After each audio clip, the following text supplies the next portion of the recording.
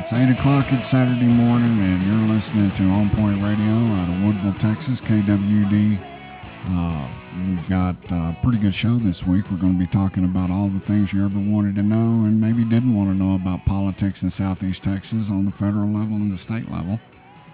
Some of the things that we're going to be discussing are I guess we're going to answer questions that people have not had the answers to in a long time.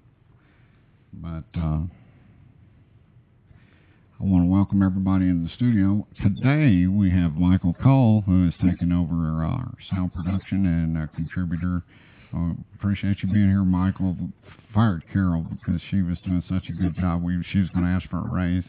We've got Mary Ham sitting over here, the Chambers County Democratic chairperson. Carol is still with us today. She's on the headset over here. Yes, I am here. Yes, you are. And we have Mike Theron, who is a guest with us today, and he's going to be talking about some of the things and joining in on the conversation of where we're going to be going.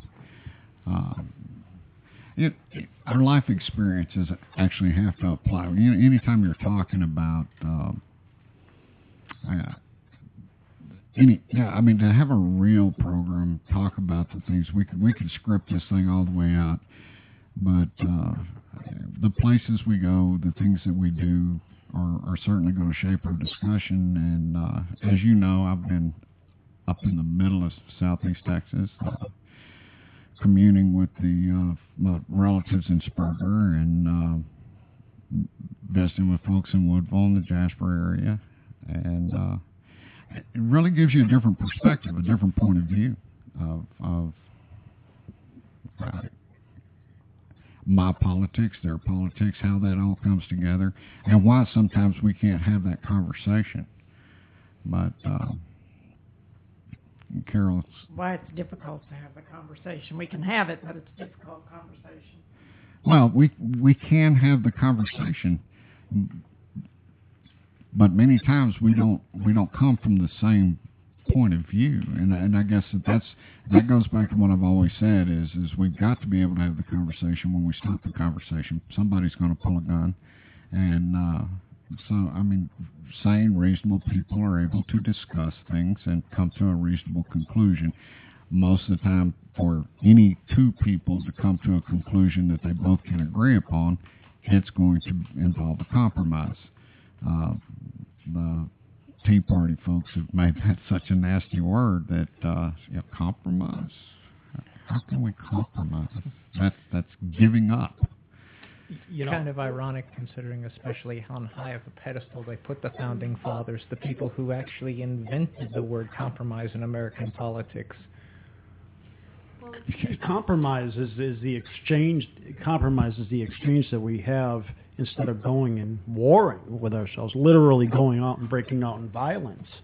And that's why we have the Congress set up the way we do, is so that and that's why our government is supposed to move slow, is so we don't have to fight over it with guns and weapons, and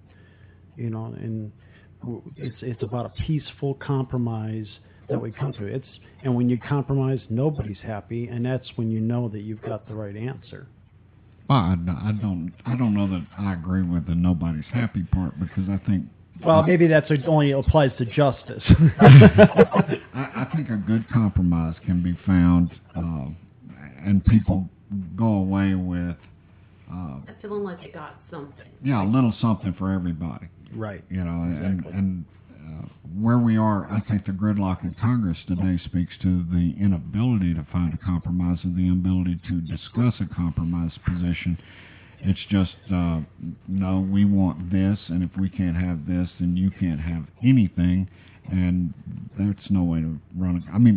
Actually, our legislators are up there representing a vast number of societies, a vast number of social structures, and that is this free country, and there's no way that they're going to come up with a lockstep answer for everything, because if you come up with something that's, for example, great for Christianity, then you're going to step on about a half a dozen other religions that are in this country, and so compromise is necessary. Absolutely. Absolutely. Well, they've got gotten to the point where even saying somebody's moderate is I mean, they make it sound like they're evil. Oh my gosh, they're moderate. Moderate just means somebody's willing to look to more than one side. I just read something just recently. Actually, I think I spotted it on a cable news show where 20% of this particular Congress that we're in right now, they've done so little. 20% of everything that they actually have accomplished was naming post offices. Mm-hmm. Mm-hmm. I think they said 131 pieces of legislation out of this Congress. That's it, and that's what being absolutely unwilling to compromise has brought us. We're sitting here on a fiscal cliff, ready to go over the top, and they can't. They won't even talk about it. But we did get some post offices named, right? Yeah, we did. We certainly did. Yeah, they're going to close them now, but they're not going to do anything about that. Oh, Lord. That's good. That's actually rich.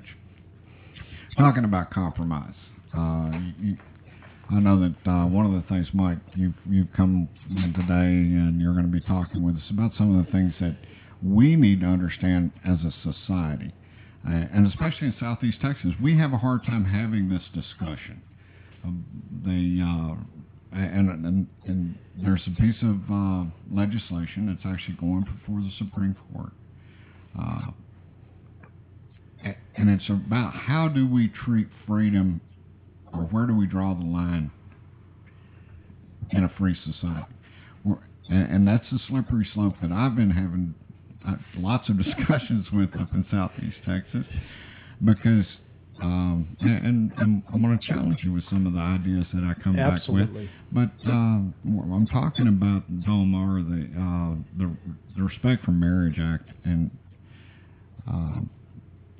how that really impacts our society as a whole, really. And I want to let you kind of talk a little bit about it, what's going on today. What are your thoughts? What do you think that we need to know about it? And you may be interrupted by anyone that's at any point. Absolutely. Well, first of all, you're absolutely right. We have a great deal of difficulty in this area in particular about talking about gay and lesbian rights. And these Americans are segmented off. Now we have cultural and religious reasons, and I'm not here to begrudge anybody's religious beliefs or anything like that, but we live under a constitution, not under a religious order. There's a big difference between the two, and I've often said that the question about gay and lesbian rights is really a religious question and not really a question that should be legislated.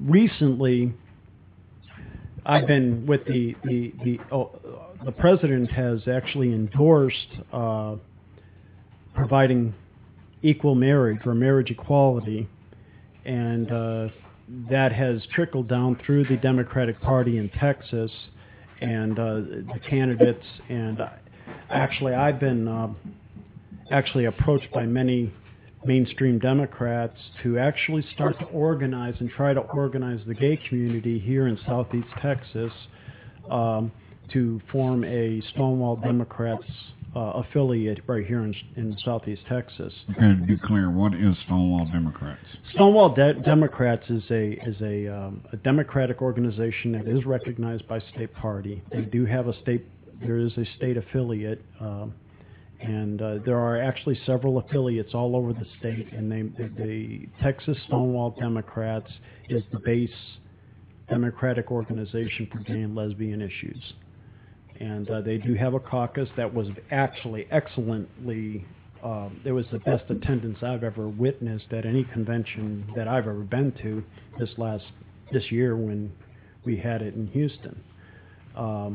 It was actually, it brought tears to my eyes to see the amount of support that the gay community was actually getting, because there have been a lot of really horrible things that have been said about the gay community, and we've been the gay community issues have been used as a political football.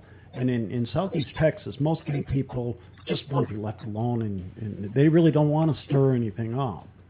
But we've been put on point so many times by the politics of the situation. It gets ugly, and it's just not fair. I mean, no segment of population should be pointed out and brought to task like that. Yeah, that's a slippery slope that I refer to whenever I talk to folks about anything.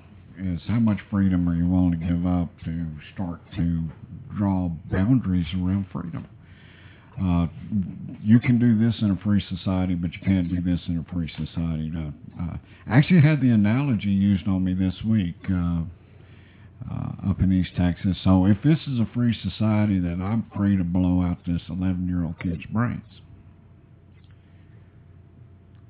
Is that a question to me? That I'm saying I'm throwing it on the floor. I mean, this is the kind of response you get when you say this is a free society. When you Our freedoms end when another one's begin. That's right. That's the whole simple thing of it. Our freedoms end when another person's freedoms begin. You never ever does a free society actually impede the rights of another human being.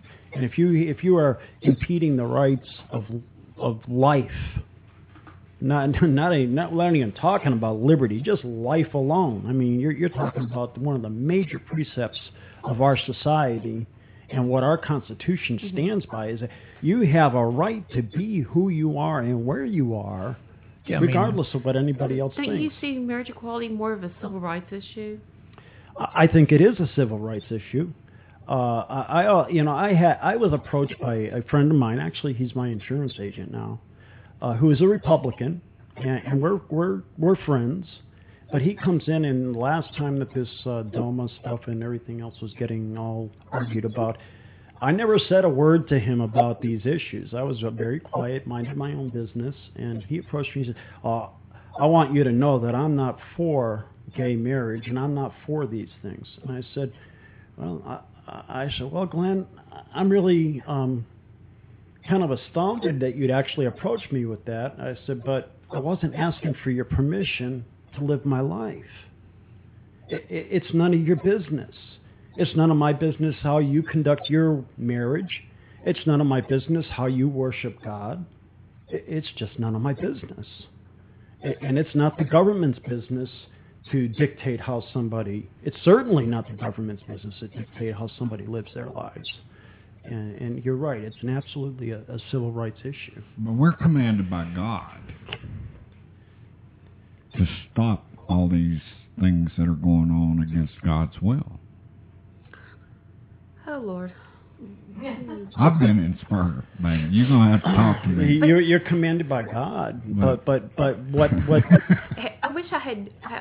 There's a really good argument. I mean, do you realize how many different contradictions there are in the Bible about what God has and has not told us to do? I mean, at one point we're not supposed to cut the hair, and that's the men. Well, you're obviously not a Christian. Well, I mean, if you want to go with a Christian dialogue, we have some very vacation Bible school. I don't know about that. We have some very intelligent women sitting right here, right now, and I know that they're. You have an educator here, and Mary, I'm sorry, but I don't know what else you're doing behind the scenes here, but. You know, I know you to be a very intelligent person. You mean the job that I actually get paid for? Whatever it may be, I know you to be intelligent. And the point is that if you want to go by strict Christian precepts, women aren't supposed to be speaking. You know, and you can go down that slippery slope. I'm Southern Baptist. We can't be